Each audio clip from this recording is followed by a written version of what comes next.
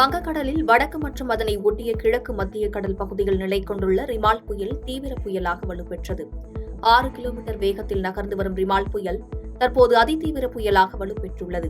அதிதீவிர புயலாக கரையை கடக்கும் நிலையில் மணிக்கு 135 கிலோமீட்டர் வேகத்தில் சூறைக்காற்று வீசக்கூடும் என்றும், வங்காளதேசம் மற்றும் அதனை ஒட்டியுள்ள மேற்கு வங்க கடற்கரையில் சாகர் தீவு கேபப்புரா இடையே இன்று நள்ளிரவு கரையை கடக்கக்கூடும் என்றும் இந்திய வானிலை ஆய்வு மையம் தெரிவித்துள்ளது.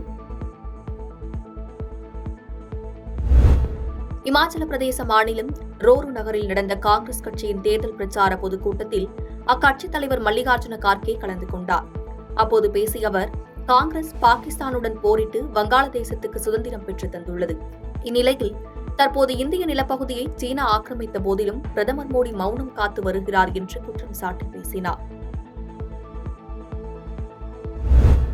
டெல்லியின் விவேக் விஹார் பகுதியில் குழந்தைகள் மருத்துவமனை ஒன்று உள்ளது.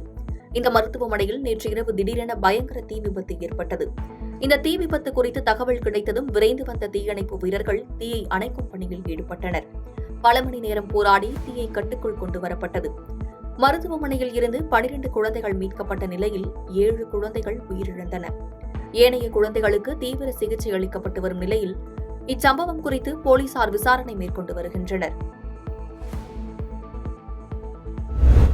ஒடிசா மாநிலத்தில் உள்ள 21 மக்களவை தொகுதிகள் மற்றும் 147 சட்டசபை தொகுதிகளுக்கு 4 கட்டங்களாக தேர்தல் நடைபெறுகிறது. இதையொட்டி அந்த தொகுதிகளில் அரசியல் கட்சிகள் தீவிர பிரச்சாரத்தில் ஈடுபட்டு வருகின்றனர். இந்த நிலையில் ஒடிசாவின் ஜகத்சிங்பூர் மக்களவை தொகுதிக்குட்பட்ட குஜாங் நகரில் நடைபெற்ற பாரதிய ஜனதா பிரச்சார கூட்டத்தில் மத்திய மந்திரி ஸ்மிருதி இரானி கலந்து கொண்டு பேசினார். ஒடிசா வளங்களை கொள்ளையடிக்க தமிழகத்தில் உள்ளவர்கள் இடைவிடாது வேலை செய்து வருவதாக விமர்சித்து பேசினார். பாதகம் செய்பவரை கண்டால் நாம் பயங்கொள்ளலாகாது பாப்பா, மோதி மிதித்து விடு பாப்பா, அவர் முகத்தில் உமிழ்ந்து விடு பாப்பா. அண்மை செய்திகளை உடனுக்குடன் தெரிந்து கொள்ள இணைந்திருங்கள் இயம்நாடு தொலைக்காட்சியுடன்.